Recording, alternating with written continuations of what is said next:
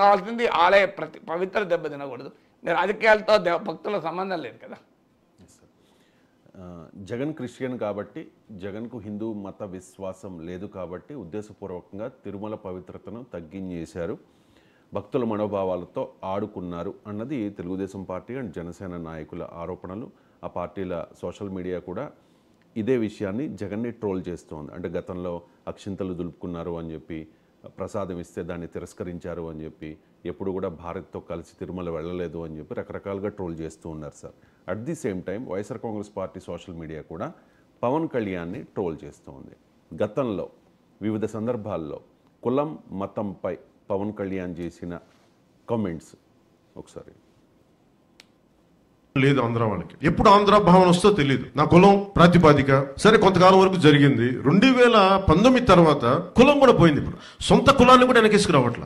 ఆంధ్ర భావన ఎలాగో లేదు. కనీసం కుల భావనను తెచ్చుకుని బాగు చేయండి రాష్ట్రాన్ని. నిజంగా మనస్ఫూర్తి అవుతున్నారు. నా కులం ఉంది, నాకెక్కడో మతం ఉంది. నా కులం ఉంది, నాకెక్కడో మతం ఉంది. నా కూతురు క్రిస్టియన్ అబ్బా, నా కూతురు క్రిస్టియన్. నా కూతురు తల్లి తన మతాచారం ప్రకారం నా కూతుర్ని రష్యన్ ఆర్థడాక్స్ చర్చ్ లో బాప్టైజ్ చేస్తానంటే సంతోషంగా చేయించమని. మా నాన్న ఎలాంటి వాడంటే, మా నాయనమ్మ దీపారాధన వెలిగిస్తే దీపారాధనలో సిగరెట్ వెలిగించిన దేవుడు లేడు దెయ్యం లేదనే వ్యక్తి మా నాన్న. ఇది ఆడేది కొద్దిమంది రాజకీయ నాయకులు వాళ్ళు కూడా ఎక్కువ మంది ఆడేది కూడా హిందువులే కూడా చెప్తున్నారు. అసలు ఇలాంటి గొడవలు పెట్టింది హిందూ నాయకులు తప్ప మిగతా నాయకులు చేయరు. వాళ్ళకి అసలు ఇలాంటి గొడవలు పెట్టింది హిందూ నాయకులు తప్ప మిగతా నాయకులు చేయరు. వాళ్ళకి నిజంగా మన ఈ మధ్యన గోమాంసం గురించి లేదంటే బీఫ్ గురించి ఇంత గొడవ జరుగుతూ ఉంటే నాకు అనిపించింది, బీఫ్ తినాలి అంటే నేను తిని ముందుకెళ్తాను తప్ప దాన్ని వేరేలా చేసుకోనని. అంటే తిండి ఏది తిన్నామని కాదు, నిజంగా మరి తిండి శాకాహారమే తింటే అందరూ గొప్పలు అయిపోతారంటే మరి గుజరాత్ లో గోద్రా ఘటన ఎందుకు జరిగింది? నాకు ఎందుకు జీసస్ క్రైస్ట్ ఇష్టమో చెప్తాను. ఒకసారి ఇక్కడ నా డైరీలో రాసుకున్నాను. కొడుకు, నా పెద్ద కొడుకు పడిపోయాడు. వాడు ఇంత వయసు పరిగెట్ట పడిపోతే వాడు మోకాళ్ళకి రక్తం వచ్చింది. వస్తే నాకు మోకాళ్ళు నొప్పి వచ్చేసినాయి. నాకు అప్పుడు నాకు గుర్తొచ్చింది మేరీ మాత గుర్తొచ్చింది. నాకు ఇష్టమైన ఎర్నెస్టో చే గెవేరా పుట్టినరోజు. రాజకీయాల స్ఫూర్తిని, పోరాట స్ఫూర్తిని తెలియజేసిన మహానుభావుల్లో ఎర్నెస్టో చే గెవేరా అతను నాకు స్ఫూర్తి. ఇప్పుడు మీరు చెప్పిన నా గడ్డం పెంచుకుంటే నాకు నిజంగా ఆనందిస్తుంది. నేను నిజంగా ఇది మనస్ఫూర్తిగా పెట్టుకున్నాను. ఇది నాకు ఇష్టంతో పెట్టుకున్నాను. జై భీమ్ అనే పదం ప్రతి ఒక్కరూ సమానం అని చెప్పేది ఆ జై భీమ్ అనే నినాదం. జై భీమ్ అనే నినాదాన్ని మనస్ఫూర్తిగా నాకు వ్యక్తిగతంగా రాజకీయాల్లోకి రాకముందు నుంచి, సినిమాలోకి రాకముందు నుంచి డాక్టర్ బాబాసాహెబ్ అంబేద్కర్ ఆశయాలను అర్థం చేసుకున్నవాడిని, చదివిన వాడిని. రైట్. కులం మతంపై వివిధ సందర్భాల్లో పవన్ కళ్యాణ్ మాట్లాడిన మాటలు అవి సార్. అవన్నీ గ్యాదర్ చేసి ఇప్పుడు వైసీపీ సోషల్ మీడియా విపరీతంగా ట్రోల్ చేస్తోంది. అభిప్రాయాలను మార్చుకోవడం సహజం, అందులోనూ మన నాయకులు పదే అభిప్రాయాలను మార్చుకుంటూ ఉంటారు. పవన్ కళ్యాణ్లో అంటే అప్పటి నుంచి ఇప్పటి వరకు ఈ మార్పు ఎందుకు? అంటే ఇప్పుడు అది వ్యక్తిగత అంశాలకు నేను ఎప్పుడు వెళ్ళను. నాకు ఒక వ్యక్తిని టార్గెట్ చేస్తూ ఎప్పుడు నేను మాట్లాడాను, అన్లెస్ నన్ను ఎవరైనా అంటే తప్ప. అందువల్ల ఆడ ఇష్యూ పవన్ కళ్యాణ్ ఎలా మార్పు అన్నది కాదు. సో పవన్ కళ్యాణ్ రాజకీయంగా లక్ష్యంతోనే ఈ నూతన నినాదాలు ఇస్తున్నాడా అనేది ప్రశ్న. వ్యక్తిగా ఆయన ఎలా మారాడంటే అందరికి, మరి ఇప్పుడు ఒక్కరిదే కాదు కదా, మిగతా వాళ్ళు కూడా చాలామంది నాయకులు చాలా సందర్భాల్లో అలా మాటలు మార్చిన ఉదాహరణ లేవా? ఎవరు మార్చలేదు చెప్పండి. ఒక పవన్ కళ్యాణ్ మార్చాడా? లేదు సార్, అందరూ మార్చిన వాళ్ళు సార్. మరి ఎందుకు మనం చర్చ పవన్ కళ్యాణ్ టార్గెట్ చేసి ఎందుకు చర్చ పెట్టాలి? అదే సార్, ఇప్పుడు మొత్తం ఆధారంగా వల్ల పవన్ కళ్యాణ్ ఒక్కరే కాదు కదా, రాజకీయాల్లో సందర్భం ఆధారంగా మాట్లాడుతూ ఉంటారు. సో ఆ సందర్భం ఆధారంగా మీరు రాజకీయ నాయకులు ఒకరి మీద ఒకరు ఎన్నిసార్లు మాట్లాడుకోలేదు. సో అందరూ ఒకే రకమైన అభిప్రాయంతో ఉన్నారా? అవసరాలను బట్టి, ఆ పరిస్థితులను బట్టి, రాజకీయ కాంటెక్స్ట్ను బట్టి మారుతూ ఉంటారు. పవన్ కళ్యాణ్ని టార్గెట్ చేస్తూ ఎందుకు చేయాలి అన్నదే క్వశ్చన్. ఇందులో మనకు వివాదము ఒక వ్యక్తి మతము, ఆ వ్యక్తి విశ్వాసము, దాంతో సంబంధం లేదు. ఇప్పుడు ఇష్యూ వల్ల పోనీ నిజంగానే జగన్మోహన్ రెడ్డి మతేతరుడు కనుకనే చేశాడనుకుందాం. అక్కడ టీటీడీలో ఒక జగన్మోహన్ రెడ్డి వచ్చి తీసుకొచ్చి ఎనిమల్ ఫ్యాట్ కలపడు కదా. సో పెద్ద ప్రక్రియ ఉంటుంది కదా. మరి ఆ ప్రక్రియలో ఉన్న వాళ్ళంతా మతాన్ని నమ్మేవారే కదా. మరి అక్కడ ఎందుకు జరిగింది? అందువల్ల దీన్ని రాజకీయ లక్ష్యంతో చేయడం వల్ల వస్తున్న సమస్య ఇది. ఇది నిజంగా దేవుని ప్రసాద పవిత్రత కొరకు జరుపుతున్న పని కాదు. ఇది తమ రాజకీయ ప్రత్యర్థులను టార్గెట్ చేసుకోవడానికి చేస్తున్న పనిది. అందువల్ల దాని క్రెడిబిలిటీ పోతుంది. నిజంగా ఈ జగన్మోహన్ రెడ్డి మతము ఏంటి, ఆయన మత విధానాన్ని ఈ చర్చలోకి అది లాగి ఉండకపోతే ఇది కల్తీ జరిగితే ప్రజలే జగన్మోహన్ రెడ్డిని చూసుకునేవాళ్ళు. ఎందుకంటే రాజకీయ లక్ష్యం లేకపోయినా ప్రజలకు అర్థమవుతుంది కదా. సో అది కానీ దీన్ని రాజకీయాలతో కలగాబలగం చేసి ఈ మొత్తం ప్రాసెస్ను కంప్లీట్ విశ్వసనీయతను దెబ్బతీశారు. ఒకసారి నీకు రాజకీయాలు వచ్చాక జగన్మోహన్ రెడ్డిని ఓట్లేని 40% ప్రజలంతా క్రైస్తవులా? ఆయన ఓట్లేసిన వాళ్ళు హిందువులు గారా? ఆయన పార్టీలో హిందువులు లేరా? ఇప్పుడు ఈ తెలుగుదేశం పార్టీలో వేరే మతాల వాళ్ళు లేరా? సో అందువల్ల ప్రతి రాజకీయ పార్టీలో అన్ని మతాల వాళ్ళు ఉంటారు.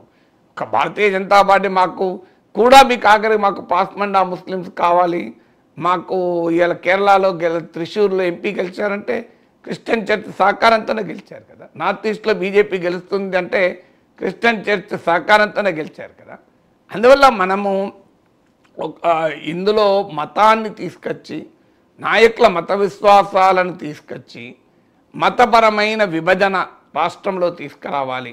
ఆంధ్రప్రదేశ్ రాజకీయాల్లో ప్రజల సమస్యల మీద కాకుండా నాయకుల మతాలపైన కులాలపైన సమాజాన్ని నిట్ట నిలువునా చీల్చాలనేటువంటి ఒక ప్రయత్నం. దీనివల్ల ప్రజలకు ఏమవుతుంది, ఓకే జగన్మోహన్ రెడ్డి క్రైస్తవుడు, చంద్రబాబు నాయుడు హిందువు, విశాఖ స్టీల్ ప్లాంట్ ప్రైవేటీకరణ ఆగుతుందా? ఇప్పుడు హిందూ నాయకత్వంలో ఆగలే, క్రైస్తవ నాయకత్వంలో ఆగలే కదా. పోనీ చంద్రబాబు నాయుడు హిందువు, 5 ఏళ్ళు ముఖ్యమంత్రి ఉన్న హిందువు, జగన్మోహన్ రెడ్డి క్రైస్తవుడు 5 ఏళ్ళు ఉన్నాడు, ప్రత్యేక హోదా వచ్చిందా? మరి హిందువు ముఖ్యమంత్రిగా ఉన్న రాలే, క్రైస్తవుడు ముఖ్యమంత్రిగా ఉన్న రాలే కదా. మరి ఏం చేద్దాం? హిందూ ముఖ్యమంత్రిగా ఉన్న స్టీల్ ప్లాంట్ నిర్వీర్యం చేశారు, క్రైస్తవుడు ముఖ్యమంత్రిగా ఉన్న స్టీల్ ప్లాంట్ నిర్వీర్యం చేశారు కదా. ఇందులో తేడా ఏమన్నా ఉన్నదా? మీరు పెట్రోకెమికల్ కాంప్లెక్స్ కాకినాడలో చంద్రబాబు నాయుడు హిందువు వచ్చిందా? జగన్మోహన్ రెడ్డి క్రైస్తవుడు వచ్చిందా? రాలేకనా. సో మీకు ప్రజల సమస్యలు పక్కకు పెట్టి ఏం రాజ్యాంగంలో పోనీయండి, ఎన్డీఏలో ప్రభుత్వం ఉంది కదా, చంద్రబాబు నాయుడు ఎన్డీఏలో కీలక పాత్రధారి కదా, తెలుగుదేశం ఎంపీలతో రాజ్యాంగంలో సవరణ చేయండి, ఈ మతం వారు మాత్రమే మా ఎన్నికల్లో పోటీ చేయవచ్చు, ముఖ్యమంత్రి కావచ్చు అని రాజ్యాంగం అంగీకరిస్తుందా? భారత రాజ్యాంగం ప్రకారం పౌరసత్వానికి మతం కాదు ప్రాతిపదిక, భారతదేశంలో పౌరసత్వం ప్రాతిపదిక, దాని మతంతో సంబంధం లేదు. ఏ మతం వారైనా ఈ దేశంలో పౌరుడుగా ఉండవచ్చు. సో మనమే క్రిస్టియన్ మెజారిటీ ఉన్న దేశంలో ప్రాక్టీసింగ్ హిందూ అయిన రిషి సునక్ ప్రైమ్ మినిస్టర్ అయితే మనమే ఆనందపడతాం, మళ్ళీ మనమే ఇక్కడ నాయకుల మతాలను లెక్కలు తీసుకుంటాం. సో అది ఏ రకమైన రాజకీయం అవుతుంది, ఏ రకమైన రాజకీయ సంస్కారం అవుతుంది, ఏ రకమైన ప్రజాస్వామిక స్ఫూర్తి అవుతుంది? తిరుమలలో తప్పులు జరిగితే ఆ తప్పులుగా చూడండి, ఆ తప్పులకు వ్యక్తుల మత విశ్వాసాలకు లింక్ చేసి సమాజంలో మత విద్వేషాలను రెచ్చగొడితే అది ఎక్కడికి పోతుంది? సమాజం అలకలోనం కదా, పబ్లిక్ ఆర్డర్ దెబ్బతిన్నదా? సో ఇది ఏ స్థాయి రాజకీయం అంటే తమ ప్రత్యర్థులపైన ఏ ఆయుధాలు లేనప్పుడు చేసేటువంటి ఒక ప్రయత్నం ఇది. సో అందువల్ల నిజంగా జగన్మోహన్ రెడ్డిని ఓడించడానికి అనేక ఆయుధాలు ఉన్నాయి, ఓడించారు కూడా కదా. ఇప్పుడు ఇక ఏ ఆయుధము మిగలేదా? అందువల్ల ఇప్పుడు చర్చల్లో అసలు ప్రభుత్వం ఏంటి, ప్రభుత్వ విధానాలు ఏంటి, సూపర్ 6 హామీలు ఇచ్చారు, వాటి అమలు అవుతుందా లేదా, అందుకే ఈ చర్చ జరుగుతుంది. వీటి నుంచి దృష్టి మళ్లించడానికే ఈ వివాదం తీసుకొచ్చారని. అందువల్ల మీకు నిజంగానే దేవుని ప్రసాదం పైన భక్తి ఉంటే అది ఆ దేవుని ప్రసాదానికి పరిమితమై చర్చ జరపండి. దాన్ని ఎక్కడికెక్కడికో తీసుకెళ్ళి వ్యక్తుల మత విశ్వాసాల నుంచి మొదలు పెట్టుకొని దేనికో ముడిపెడితే దానికి అర్థమయ్యేది ఏంటంటే ఇది దేవుడి ప్రసాదం పైన భక్తి కాదు, ఇది దేవుడి పైన భక్తి కాదు, ఇది రాజకీయ సమస్య తప్ప వేరే కాదు. రాజకీయ సమస్య ఏమున్నది? వాళ్ళు వరదల మీద కొట్టుకున్నారు, పోలవరం మీద కొట్టుకున్నారు, ప్రకాశం బ్యారేజ్ పడవల మీద కొట్టుకున్నారు, దేని మీద కొట్టుకోలేదు. ఇప్పుడు లడ్డు ఒకటి దొరికింది అనుకోవాల్సి వస్తుంది. కానీ దయచేసి కోట్లాది ప్రజల విశ్వాసాలతో ఈ కూడి ఉన్న దేవుని ప్రసాదం పైన మీరు రాజకీయాలు చేయకండి. దయచేసి దేవుని లడ్డును వదిలేయండి. మీరు రాజకీయాలు మీరు చూసుకోండి, ఎన్ని లేవండి మాట్లాడుకోవడానికి. చంద్రబాబు నాయుడు అనడానికి, జగన్మోహన్ రెడ్డి అనుకోవడానికి రాజకీయ ప్రత్యర్థులకు లేవో ఆయుధాలు. జగన్మోహన్ రెడ్డి అనడానికి లడ్డే దొరికిందా? ఈ లడ్డు ఒకదాన్ని వదిలేయండి. అదే కదా సుప్రీంకోర్టు చెప్పింది, దేవుణ్ణి రాజకీయాలకు కలపకండి అన్నారు. జగన్మోహన్ రెడ్డి పైన దాడి చేస్తానికి బలమైన ఆయుధాలు ఉన్నాయి కదా మీకు. ఆల్రెడీ దాడి చేసి 11 సీట్లు తగ్గించారు కదా. ఆఖరికి దేవుని లడ్డును కూడా ఎందుకు వాడుకుంటారండి? దేవుని లడ్డును వదిలేయండి, కొద్దిగా దేవుని వదిలేయండి. దేవుని లడ్డును ధర్మము, శాస్త్రము, పవిత్రత ఈ కోణాన్ని మించి అన్ని కోణాలు పట్టుకురాకండి. ఈ కోణం వరకు మాత్రం ఖచ్చితంగా విచారణ జరపాలి, అందులో అనుమానం లేదు. ధర్మము తప్పిందా, ఆచారం తప్పిందా, నియమ నిబంధనలు తప్పాయా, సాంప్రదాయం తప్పిందా, పవిత్రకు ఏమైనా ఆటంకం కలిగిందా, అపచారం జరిగిందా, ఇక్కడికి పరిమితమైదాం. సో దీన్ని పట్టుకొచ్చి అన్ని రకాలైన అంశాలు పట్టుకొస్తే మీరు అది సుప్రీంకోర్టు అందుకే చెప్పింది దేవుణ్ణి రాజకీయాల్లోకి లాగకండి అని. అయినా మేము లాగుతాం, మాకు అదే రాజకీయం, ఎందుకంటే మాకు ప్రజల సమస్యలు మీద చర్చ జరగకూడదు, ఇలాంటి చర్చ కావాలి అనుకుంటే ప్రజలు కూడా దానికి మరి ఎలా స్పందిస్తారో చూద్దాం. సనాతన ధర్మం కోసం ప్రాణాలైనా ఇస్తా, పొలిటికల్ పవర్ను వదులుకోవడానికి, డిప్యూటీ సీఎం పదవిని వదులుకోవడానికైనా సిద్ధం అంటూ ఉన్నారు సార్ పవన్ కళ్యాణ్. మతం ఆధారంగా రాజకీయం చేసే భారతీయ జనతా పార్టీ కంటే కాస్త ఎక్కువగా పవన్ కళ్యాణ్ రియాక్ట్ అవుతూ ఉన్నారు అన్నది కొంతమంది అభిప్రాయం. బీజేపీ తన ఎజెండాను పవన్ కళ్యాణ్ ద్వారా సౌత్ ఇండియాలో ఇంప్లిమెంట్ చేయబోతోందా? ఒక హిందుత్వ ఐకాన్గా పవన్ కళ్యాణ్ ప్రొజెక్ట్ చేయబోతోందా సౌత్ ఇండియాలో? అంటే పవన్ కళ్యాణ్ మీరన్న నిజము. ఇటీవల కాలంలో ముఖ్యంగా ఈ తిరుపతి లడ్డు వ్యవహారం వచ్చాక పవన్ కళ్యాణ్ చాలా పెద్ద హిందుత్వవాదిగా మాట్లాడుతున్న మాట నిజం. సనాతన ధర్మ పరిరక్షణ బోర్డు కావాలి అన్నాడు. సో అందువల్ల క్లియర్గా పవన్ కళ్యాణ్ ఇదివరకు గతంలో ఎప్పుడు లేదు. మీరు గతంలో నాకు మతం ఏంటి, కులం ఏంటి అన్నాడు. చేగువెరా తనకు స్ఫూర్తి అన్నాడు. సో చేగువెరా ఎవరైనా, చేగువెరా విప్లవకారుడు, విప్లవాల నయాగరా కమ్రేడా చేగువెరా అని పాటలు పాడుతుంటారు. క్యూబా విప్లవోద్యమ నాయకుడు. సో ఆయన వల్ల చేగువెరా నాకు ఆదర్శం అన్నారు. వామపక్షాలతో పొత్తు పెట్టుకున్నాడు. ఇవన్నీ ఒక ఫేజ్.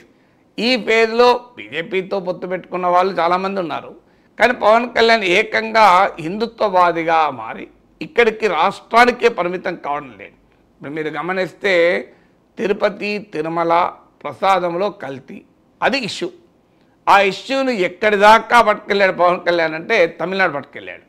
సో ఉదయనిధి స్టాలిన్ పైన వ్యాఖ్యలు చేస్తే వాళ్ళు రియాక్ట్ అయ్యారు దానిపైన సీరియస్గా. తమిళంలో ఒక తమిళ ఛానల్కి ఇచ్చిన ఇంటర్వ్యూలో మాట్లాడాడు. తర్వాత మీరు ప్రత్యేకంగా వారాహి సభలో ఇంగ్లీష్లో మాట్లాడాడు. ఇంగ్లీష్లో ఎందుకు మాట్లాడాడు? I'm un unapologetic Sanatani Hindu అంటూ మాట్లాడాడు. ఎందుకు మాట్లాడాడు? He wants to set an agenda for the country, not for Andhra Pradesh. ఆంధ్రప్రదేశ్కు ఎజెండా సెట్ చేయాలనుకుంటే ఇంగ్లీష్లో ఎందుకు మాట్లాడతారు? తెలుగులోనే మాట్లాడతాడు కదా. తర్వాత ఆయన మీరు కాకినాడలో ప్రత్యేక హోదా మీద మాట్లాడినప్పుడు చెప్పాడు, మోడీజీ అమిత్ షాజీ ఆప్కో సమజ్ మే ఆనే కే లియే మై హిందీ మే బాత్ కర్ రహా హూ అన్నాడు. అంటే అందుకు ఇది కూడా ఎవరికి సమజ్ మే ఆనే కే లియే, తెలుగు రాని వాళ్లకు సమజ్ మే ఆనే కే లియే ఇంగ్లీష్లో మాట్లాడాడు. అందులో అనుమానం ఏమన్నది? నా పొలిటికల్ పవర్ వదులుకోవడానికి అన్నది. ఈ దేశంలో మతాన్ని ఉపయోగించుకుంటే పొలిటికల్ పవర్ పోలే, వచ్చింది. ఇక మన దేశంలో మతానికి ఉన్న ప్రత్యేకత అది. అందువల్ల పవన్ కళ్యాణ్ ఆవేశంలో నా ఉప ముఖ్యమంత్రి పదవి పోయినా మంచిదే, నేను సనాతన ధర్మం కొరకు త్యాగం చేస్తాను అంటే, సనాతన ధర్మాన్ని ఉపయోగించుకొని త్యాగాలు చేయలే ఎవరిక్కడ. అందరికి పదవులు వచ్చాయి. సో మతాన్ని ఉపయోగించుకున్న వారందరూ మా ముఖ్యమంత్రులు అయ్యారు, ప్రధానమంత్రులు అయ్యారు తప్ప ఎవరికి పదవులు పోయినా నాకు చెప్పండి, ఒక్కరు చూపెట్టండి. మతం కొరకు పదవి కోల్పోయినా ఒక్క నాయకుని చూపెట్టండి. ధర్మం కొరకు పదవి కోల్పోయినా ఒక్క నాయకుని చూపెట్టండి. మతాన్ని ఉపయోగించుకొని రాజకీయ అధికారం కొరకే కదా రాజకీయ పార్టీలు పనిచేసాయి. మతం కొరకు రాజకీయ పదవులను త్యాగం చేసిన చరిత్ర ఎక్కడ లేదు మన దేశంలో. రాజకీయాల కొరకు ధర్మాన్ని త్యాగం చేస్తారు తప్ప ధర్మం కొరకు రాజకీయాలు ఎక్కడ త్యాగం చేశారు. అందువల్ల మీకు పవన్ కళ్యాణ్ అడుగులు చూస్తుంటే చాలా క్లియర్గా బియాండ్ ఆంధ్రప్రదేశ్ ఒక పొలిటికల్ ఎజెండాను తీసుకెళ్లేటువంటి ప్రయత్నం. మరి బీజేపీ దీంట్లో వెనకాల ఉందా లేదా, బీజేపీకి రుచిస్తుంది కనుక పవన్ కళ్యాణే ప్రోయాక్టివ్గా మాట్లాడుతున్నాడు, ఇది మనకు తెలియదు. కానీ క్లియర్గా సౌత్ ఇండియాలో తన ఎజెండా, బీజేపీకి ఉన్న హిందుత్వ ఎజెండాకు అంత పెద్ద అట్రాక్షన్ లేదు ఎక్సెప్ట్ కర్ణాటక. కర్ణాటకలో కూడా హిందుత్వ ఎజెండాకు ప్రాతిపదిక లింగాయత్ సామాజిక వర్గ ఎజెండా, కులం ఎజెండా. లింగాయత్ సామాజిక వర్గాన్ని పక్కకు జరిపితే కర్ణాటకలో కూడా బీజేపీ హిందుత్వకు ఈ స్థాయిలో బలం లేదు. సో అది బేసికల్గా లింగాయత్ కమ్యూనిటీ దాదాపు 17-18% ఉంటారు. యడియూరప్ప నాయకత్వంలో ఆ కమ్యూనిటీ పూర్తిగా బీజేపీ వెనకాల ర్యాలీ అవుతూ వచ్చింది. సో అయినా కర్ణాటకలో కొంత హిందుత్వ ప్రభావం ఉంది. తెలంగాణలో నిజాం పాలన ఎంఐఎం ఉండడము ఈ హిందూ ముస్లిం రాజకీయాలకు కొంత కరెన్సీ ఉంది. తమిళనాడులో ఈ ప్రయత్నం చేశారు, వెట్రివేల్ యాత్ర అని కొంత ప్రయత్నాలు చేశారు. కానీ తమిళనాడులో ఉన్నటువంటి బలమైన ద్రవిడియన్ మూమెంట్ అంటే హేతువాద కుల వ్యతిరేక సామాజిక న్యాయ సంస్కరణల కోసం జరిగిన పోరాటాల చరిత్ర ఉంది, అన్నాదురాయ్ పెరియార్ వీళ్ళ చరిత్ర. సో అందువల్ల ఆ హిస్టారికల్ బ్యాక్డ్రాప్లో తమిళనాడులో పెద్ద ప్రభావం చూపలేకపోయారు. కేరళలో మొదటి నుంచి కూడా వామపక్ష రాజకీయ సాంప్రదాయాలు బలంగా ఉన్నాయి. అక్కడ సంస్కరణ ఉద్యమాలు ఉన్నాయి, శ్రీ నారాయణ గురు లాంటి వాళ్ళు. అందువల్ల సౌత్ ఇండియాకు ఉన్న క్యారెక్టర్ మీకు మతపరమైన అంశాలకు అంతగా ప్రాధాన్యత ఉండదు. ఇప్పుడు ఆంధ్రప్రదేశ్లో మరీ ముఖ్యంగా భాషాపరమైన అస్తిత్వం మతపరమైన అస్తిత్వాన్ని కూడా డామినేట్ చేస్తుంది. Linguistic identity, regional identity, even religious identity dominate చేస్తాయి. మీకు ఇక్కడనే కాదు, తమిళనాడులో చూడండి, తమిళ భాష చుట్టూ ప్రజలు ఎక్కువగా మోటివేట్ అవుతారు, రియాక్ట్ అవుతారు రిలీజన్ కన్నా. తమిళ భాష హిందూ కానీ ముస్లిం కానీ ఇది ఎప్పుడు కూడా మతపరమైన అస్తిత్వాన్ని మించి భాషాపరమైన అస్తిత్వాన్ని ప్రభావితం చూపుతుంది. అందుకే మీరు కదా మీరు ఫ్రాన్స్ యూకే రెండు క్రిస్టియానిటీనే పాటిస్తారు, కానీ ఫ్రెంచ్ ఇంగ్లీష్ అని ప్రొటెస్టెంట్ క్యాథలిక్ అని కూడా డివిజన్ వచ్చింది. మీరు బంగ్లాదేశ్ టోటల్గా అది కూడా ఇస్లామే పాటించేది, కానీ బెంగాలీ భాష ఉర్దూ ఆధిపత్యం వీటి మధ్య ఘర్షణ జరిగి బంగ్లాదేశ్ ఏర్పడటానికి కారణమైంది. భాషా ప్రయుక్త రాష్ట్రాలు మన దేశంలో ఏర్పడ్డాయి. అందువల్ల భాషాపరమైన అస్తిత్వము భారత రాజకీయాల్లో మతపరమైన అస్తిత్వం కన్నా బలమైంది. అందువల్ల భారతీయ జనతా పార్టీకి సౌత్ ఇండియాలో ఉన్నటువంటి సామాజిక రాజకీయ సాంస్కృతిక భావనల వల్ల హిందుత్వ ఎజెండాను సమర్థవంతంగా ఈ సౌత్ ఆఫ్ వింధ్యాస్ అంటారు, వింధ్యా పర్వతాలకు దక్షిణాదికి తీసుకెళ్ళలేకపోయారు. మీ నార్త్లో మీకు హిందుత్వ ఎజెండా ఇంపాక్ట్ చూపినంతగా సౌత్లో చూపలేకపోయింది, ఎక్సెప్ట్ కర్ణాటక అండ్ కొన్ని పార్ట్స్ మినహా. మీరు ఇప్పుడు ఉత్తరాదిలోనే ఈవెన్ ఉత్తరప్రదేశ్, రాజస్థాన్, హిందీ రాష్ట్రాల్లోనే హిందుత్వ ఎజెండా యొక్క ప్రభావము ఈ ఎన్నికల్లో తగ్గింది. అయోధ్యలో బీజేపీ ఓడిపోయింది, ఇటీవల బద్రీనాథ్ ఉప ఎన్నికల్లో బీజేపీ ఓడిపోయింది. సో ఇలా పరిణామాలు జరుగుతున్న నేపథ్యంలో సౌత్లో తమ హిందుత్వ వాదాన్ని తీసుకెళ్ళటానికి, అంటే హిందూ మతము హిందుత్వ వేరువేరు, చాలామంది రెండు ఒకటే అనుకుంటారు. హిందూ మతాన్ని రాజకీయాలతో మిళితం చేసినప్పుడు అది హిందుత్వం అవుతుంది, మిళితం చేయకపోతే హిందూ మతం అవుతుంది. ఇలా హిందువులు అందరూ భారతీయ జనతా పార్టీ కోటేస్తున్నారు, 80% ఓట్లు వస్తున్నాయి బీజేపీకి. మొన్న కూడా 36% ఓట్లు వచ్చాయి కదా. అంటే దేశంలో సగం మంది హిందువులు ఓట్లు వేయడం లేదు కదా. మరి అది హిందూ మతమే అయితే హిందూ మతం ఆధారంగా ఓటింగ్ అయితే 80% ఓట్లు వేయాలి కదా. అందువల్ల మతం వేరు, మతంతో లింక్ అయిన రాజకీయం వేరు. అందువల్ల బీజేపీ పొలిటికో రిలీజియస్ మత రాజకీయ వాదానికి సౌత్లో ఎప్పుడు కూడా పెద్దగా అట్రాక్షన్ లేదు. అందువల్ల రజనీకాంత్తో ఒక ప్రయత్నం చేశారు. రజనీకాంత్ నాది స్పిరిచువల్ పాలిటిక్స్, ఆధ్యాత్మిక రాజకీయాలు అన్నాడు, హిమాలయ పర్వతాలకు వెళ్ళానన్నాడు. రజనీకాంత్ను ఉపయోగించుకుని తమిళ రాజకీయాల్లో తమ ఐడియాలజికల్ పాలిటిక్స్ను ఎన్నికలు, ఓట్లు, సీట్లు ఒక అంశం అయితే బీజేపీకి తమ సైద్ధాంతిక భావనల్ని సమాజంలో ప్రవేశపెట్టడం బీజేపీకి మరీ ముఖ్యం. చాలామంది అనుకుంటారు సీట్లు ఓట్లని, 4 సీట్లు వస్తాయి పోతే తర్వాత సంగతి. బీజేపీ అది ఆలోచించదు. బీజేపీ ఆలోచించేది ఏంటంటే తన ఐడియాలజికల్ భావనలకు సమాజంలో ప్రాచుర్యం పెరగాలని కోరుకుంటుంది. అలా పెరగడానికి రజనీకాంత్ను ఉపయోగించుకుందామని చూశారు, కానీ రజనీకాంత్ అందుకు ఉపయోగపడలేదు. సౌత్ ఇండియాలో ఉండే వరకు ఏంటంటే సినిమా వారు ఒక పవర్ఫుల్ ఇన్స్ట్రుమెంట్ అని బీజేపీ గుర్తించింది. అంటే తమ రాజకీయాల్ని, తమ హిందుత్వ పాలిటిక్స్ను కూడా రేపు తీసుకెళ్ళటానికి, తమ మత రాజకీయ భావనలు పట్టుకెళ్ళటానికి కూడా ఎవరు సమర్థులు అంటే మీకు సౌత్ ఇండియాలో యోగి ఆదిత్యనాథ్ల ప్రభావం ఉండదు. సౌత్ ఇండియాకి వచ్చే వరకు సినిమా యాక్టర్లు ఎక్కువ ప్రభావం చూపుతారని గుర్తించారు. అందుకే మీకు కేరళలో కూడా ఇవాళ బీజేపీకి ఉన్న ఒక్క ఎంపీ ప్రఖ్యాత మలయాళీ నటుడే. మీరు ఆంధ్రప్రదేశ్లో మీకు జూనియర్ ఎన్టీఆర్తో కూడా అమిత్ షా మంతనాలు జరిపారు. మీకు అలా ఆంధ్రలో ఇప్పుడు పవన్ కళ్యాణ్, తమిళనాడులో రజనీకాంత్తో ప్రయత్నం చేశారు. అందువల్ల ఈ ప్రయత్నంలో భాగంగా హిందుత్వ ఐకాన్గా బీజేపీ సౌత్ ఇండియన్ హిందుత్వ ఐకాన్గా పవన్ కళ్యాణ్ని ఏమైనా ప్రజెంట్ చేస్తున్నారా అని. నిజంగానే నార్త్కి అప్పీల్ చేయాలనుకుంటే పవన్ కళ్యాణ్ హిందీలో కూడా మాట్లాడాలి వారాహి సభలో. నాకు గుర్తున్నంత వరకు మాట్లాడాడు లేదో మరి తెలియదు. హిందీ, ఇంగ్లీష్, సంస్కృత్, తమిళ్, తెలుగు 5 భాషల్లో మాట్లాడాడంటే నార్త్ ఇండియాకు కూడా అప్పీల్ చేస్తున్నాడు. సో అందువల్ల భారత రాజకీయాల్లో ఒక తన హిందుత్వ ఐకాన్గా ముఖ్యంగా సౌత్ ఇండియాలో హిందుత్వ ఐకాన్గా ప్రజెంట్ చేయదలుచుకున్నాడు. అందుకే మీరు గమనించండి, తిరుపతి లడ్డు వ్యవహారం వరకే మాట్లాడతలేడు. మీరు ఉదయనిధి స్టాలిన్తో మా గురించి ప్రస్తావించారు సనాతన ధర్మం. కానీ డిఎంకే చెప్పేది ఏంటి, సనాతన ధర్మంలో ఉన్న కుల వ్యవస్థను వాళ్ళు వ్యతిరేకిస్తున్నారు. పోనీ పవన్ కళ్యాణ్ చెప్పాలి, నేను ఈ కుల వ్యవస్థ కూడా సనాతన ధర్మంలో భాగమని గౌరవిస్తాను అని. ఇప్పుడు చర్చ ఏంటి, సనాతన ధర్మం అందరికీ ఒకే రకంగా కనిపించడం లేదు. సనాతన ధర్మం ఒక్కొక్కరికి ఒక్కొక్క రకంగా కనిపిస్తుంది. నేను సనాతన ధర్మంలో ఎక్స్పర్ట్ కాదు. నాకు సనాతన ధర్మం కనిపించేది ఏంటి, సో విశ్వ మానవ సౌభ్రాతృత్వము, సర్వమానవ సంక్షేమము, లోక కళ్యాణము, సమస్త జీవరాశుల పట్ల కరుణ, దయ నాకు కనబడే సనాతన ధర్మం. ఎందుకంటే నేను చదివింది, నాకు ఇన్స్పైర్ అయింది ఆ అంశాలు. నేను చాలాసార్లు కూడా చెప్పాను, మహాభారతంలో వేదవ్యాసుడు చెప్తాడు చివరన పరోపకారాయ పుణ్యాయ పాపాయ పరపీడనం అంటాడు. ఇతరులకు ఉపకారం చేయడం మించిన పుణ్యము లేదు, ఇతరులకు హాని చేయడం అంతా పాపము లేదు అని చెప్తాడు. సో విష్ణు పురాణంలో ఉన్న కథ, నలుగురు ఒక బాటసారి అడవిలో వెళ్తుంటే ఒక గది కనబడితే తలదాచుకుంటాడు. రెండో బాటసారి వస్తే లేచి నిలబడి నీవు కూడా రా, ఇద్దరము కూర్చొని తలదాచుకుందామంటాడు. మూడో బాటసారి వస్తే ఆ ఇద్దరు కూడా లేచి మనం ముగ్గురు నిలబడి తలదాచుకుందామంటారు.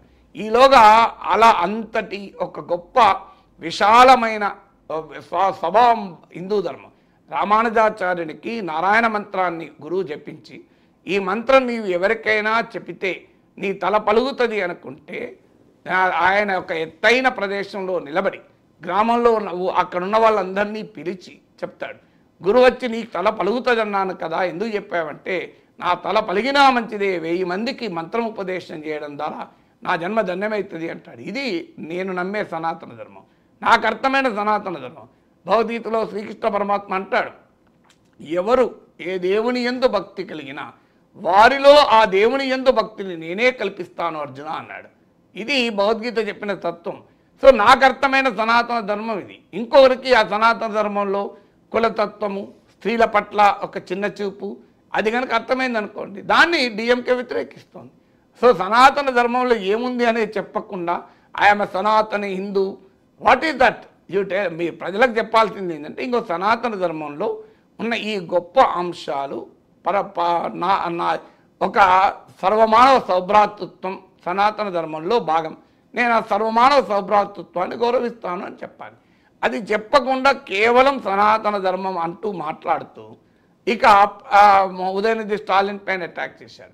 సనాతన ధర్మ పరిరక్షణ బోర్డు కావాలి అని కూడా డిమాండ్ చేశారు. అంటే చాలా క్లియర్గా ఒక లార్జర్ పొలిటికల్ ఎజెండాలో పవన్ కళ్యాణ్ వెళ్తున్నాడు. ఆ పొలిటికల్ ఎజెండా ఆయన సొంతదా, ఆయన బీజేపీ స్క్రిప్టా నాకు తెలియదు. అది ఇప్పుడే మనకు అర్థం కాదు, కొంత సమయం పడుతుంది.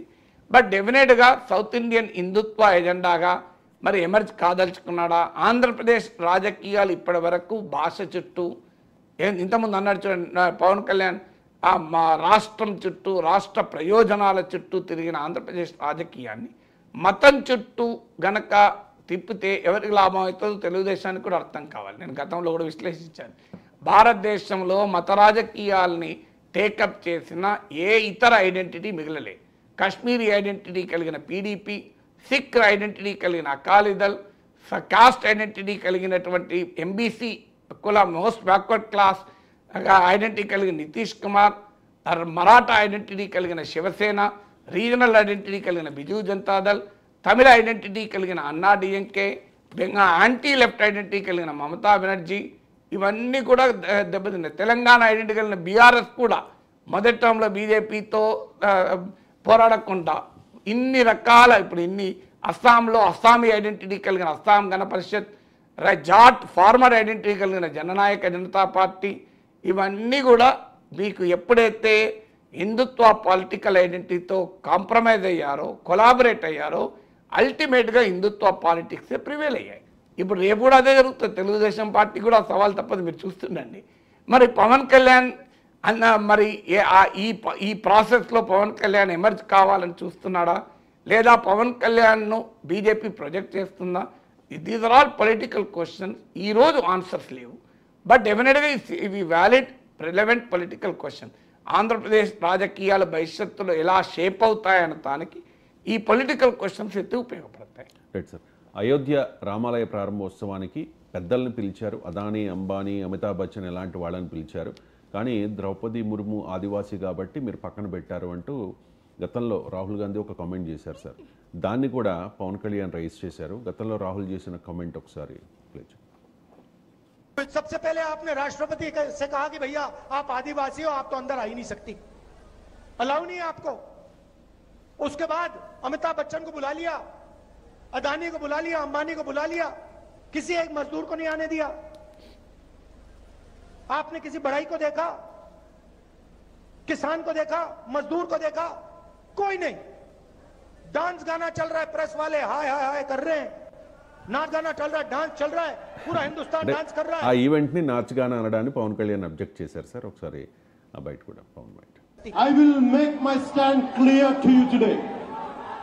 I am an unapologetic Sanatani Hindu, and I will also safeguard.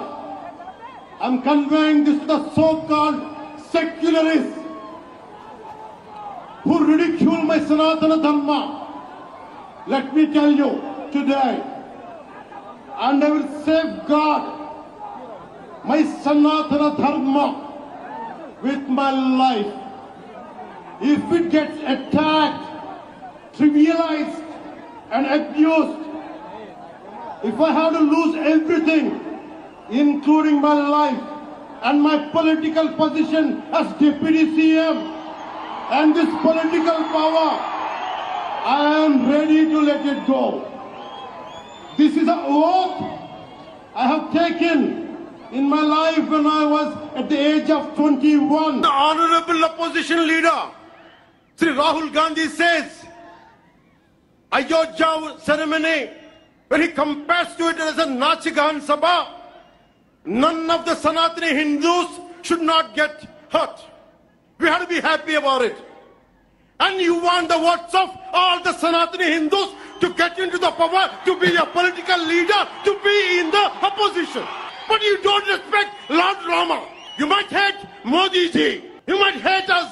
But don't you guys dare to talk about Lord Sri Rama. I will make... so Varahi declaration సభలో రాహుల్ గాంధీ కౌంటర్ ఇవ్వడం, గతంలో సనాతన ధర్మ వైరస్ లాంటిది అని చెప్పి ఉదయనిధి స్టాలిన్ మాట్లాడడాన్ని అపోజ్ చేయడం. సో అంటే ఇండియా కూటమిలోని పార్టీల్ని, నాయకుల్ని కూడా ఏదో ఇంటెన్షనల్గా కార్నర్ చేసినట్టుగా కనిపిస్తుంది. ఇప్పుడు ఇష్యూ ఆంధ్రప్రదేశ్ది, జనసేన ఆంధ్రప్రదేశ్ పార్టీకి సంబంధించింది. ఇష్యూ వివాదము ఆంధ్రప్రదేశ్ గత ప్రభుత్వం పైన. అఫ్కోర్స్ లడ్డూ కల్తీ ఆంధ్రప్రదేశ్ కాదు, ఇది దేశంలో కాదు ప్రపంచవ్యాప్తంగా ఉన్న కోట్లాది ప్రజలకు సంబంధించింది. కానీ వివాదము ఇప్పుడు జరుగుతున్నదల్లా జగన్మోహన్ రెడ్డి చుట్టే కదా. ఇది జగన్మోహన్ రెడ్డి ఇండియా కూటమిలో భాగం కాదు. ఆంధ్రప్రదేశ్ దాటి వైఎస్ఆర్ కాంగ్రెస్ లేదు. లడ్డూ కల్తీ అనే అంశము కోట్లాది ప్రజల విశ్వాసం కనుక అది అది నేను ఆంధ్రప్రదేశ్ సంబంధించిన అంటలేను. కానీ ఇవాళ లడ్డు కల్తీకి ఏం పరిమితం కాలే కదా మీరు. అటాక్ అంతా మొత్తం జగన్మోహన్ రెడ్డి, ఆయన క్రిస్టియను, ఇది కదా అప్పుడు అటాక్ అది జగన్మోహన్. కానీ మరి జగన్మోహన్ రెడ్డికి ఇండియా కూటమిలో భాగస్వామి కాదు. జగన్మోహన్ రెడ్డి పార్టీ బయట లేదు, పవన్ కళ్యాణ్ పార్టీ బయట లేదు, తెలుగుదేశం పార్టీ బయట లేదు. మరి ఎవరి కొరకు ఇది? ఇప్పుడు ఈ మూడు పార్టీలు ఇందులో పొలిటికల్ కంటెస్టేషన్లు ఉన్నాయి. టీడీపీ, జనసేన, వైసీపీ, బీజేపీ కూడా ఉంది. కానీ ఈ మూడు పార్టీలు టీడీపీ, జనసేన, వైసీపీకి ఎక్కడా తమిళనాడులో రాజకీయం లేదు, దేశంలో రాజకీయం లేదు. మరి ఎవరి కొరకు చేస్తున్నారు? ఎవరి ప్రయోజనాల కొరకు చేస్తున్నారు? ఎవరిని మెప్పించడానికి చేస్తున్నారు? పోనీ ఆంధ్రప్రదేశ్లో కాంగ్రెస్ ఉందంటే కాంగ్రెస్ లేదు, ఆంధ్రప్రదేశ్లో 1% కూడా కాంగ్రెస్ లేదు. మరి కాంగ్రెస్ ఎందుకు టార్గెట్ చేస్తున్నాడు రాహుల్ గాంధీని? ఇప్పుడు రాహుల్ గాంధీ ఏమన్నాడు అనేది ఒక డైమెన్షన్. ఆయన అన్న దాంట్లో ఏంటి, అసలు విషయం పక్క పోయింది కదా, ద్రౌపది ముర్మును ఎందుకు పిలవలేదు అని ఒక ప్రశ్న అడిగాడు. దానికైతే ఆన్సర్ ఉండాలి కదా, పవన్ కళ్యాణ్ చెప్పాలి కదా. మరి సనాతన ధర్మం, వీళ్ళు నమ్మిన సనాతన ధర్మం ద్రౌపది ముర్మును రాని కదా. పార్లమెంటు ప్రారంభానికి కూడా ద్రౌపది ముర్మును పిలవలే కదా. Parliament head president of India, parliament head president of India, కానీ పార్లమెంట్ ప్రారంభానికి ప్రెసిడెంట్ పిలవలే. మీరు ఇప్పుడు మరి రామ మందిరం, మీరు అయోధ్యలో రామ మందిర ప్రారంభోత్సవానికి విదేశీ ప్రతినిధులను కూడా పిలిచారు కదా. మరి దేశ రాష్ట్రపతిని ఎందుకు పిలవలేదు అని అడుగుతున్నాడు ప్రశ్న. ఆ ప్రశ్న పక్కకు పెట్టి అసలు వేరే పట్టుకుంటే ఎట్లా? అఫ్కోర్స్ ఆయన వాడిన పదం, రాహుల్ గాంధీ వాడడం ఇన్అప్రాపరియేట్ కావచ్చు, అది వేరే డిబేట్. ఫస్ట్ ద్రౌపది ముర్ముని ఎందుకు పిలవలేదు? మరి ఇప్పుడు ఈ ప్రశ్న అందరూ అడుగుతున్న ప్రశ్న కదా, దానికి ఆన్సర్ చెప్పలేదు. చెప్పకపోగా రాహుల్ గాంధీని టార్గెట్ చేయడం. రాహుల్ గాంధీ ఏమి రాజకీయ ప్రత్యర్థి కాదు పవన్ కళ్యాణ్కు, అక్కడ కాంగ్రెస్ లేదు. అందువల్ల ఇది క్లియర్గా అర్థమవుతుంది కదా, దీన్ని లార్జర్ పొలిటికల్ ఎజెండా. ఆయన ఇంగ్లీష్లో మాట్లాడడం కానీ, తమిళ్లో మాట్లాడడం, హిందీలో మాట్లాడడం, రాహుల్ గాంధీని తీసుకురావడం, ఉదయనిధి స్టాలిన్ పట్టుకురావడం, ఇవన్నీ కూడా దీన్ని లార్జర్ కాంట్రవర్సీగా చేయదలుచుకున్నారు అనేది చాలా క్లియర్గా అర్థమవుతుంది. అది ఇప్పుడు మనకు భవిష్యత్తులో తేలేది ఏంటి, దీని వెనకాలన్న పొలిటికల్ ఎజెండా ఏంటి అనేదే తేలేది. Right sir. తెలుగు రాష్ట్రాలు విడిపోయినా కూడా తిరుమల పుణ్యక్షేత్రం మన తెలుగు గడ్డ మీద ఉంది అని చెప్పి తెలంగాణ వారు కూడా ఫీల్ అవుతూ ఉంటారు సార్. ఆంధ్రప్రదేశ్ నుంచే కాదు, తెలంగాణ నుంచి కూడా భారీ సంఖ్యలో భక్తులు తిరుమలకు వెళ్తూ ఉంటారు. కానీ ఆంధ్రప్రదేశ్లో మాత్రమే కాదు, జాతీయ స్థాయిలో ఈ లడ్డు వ్యవహారం ఎంత రచ్చ రగులుస్తున్నా తెలంగాణ నాయకులు మాత్రం చాలామంది సైలెంట్గా ఉన్నారు. ఒక మాధవీలత మాత్రం బీజేపీ ఎంపీ క్యాండిడేట్ తిరుమలకు ట్రైన్లో వెళుతూ ఏదో హడావుడి చేసే ప్రయత్నం చేశారు తప్ప బీజేపీ నాయకులు కూడా సైలెంట్గా ఉన్నారు. అట్ ది సేమ్ టైం మిగిలిన నాయకులు కూడా పెద్దగా రియాక్ట్ అవ్వడం లేదు సార్. ఎందుకు? బీజేపీ నాయకులు అంటే బండి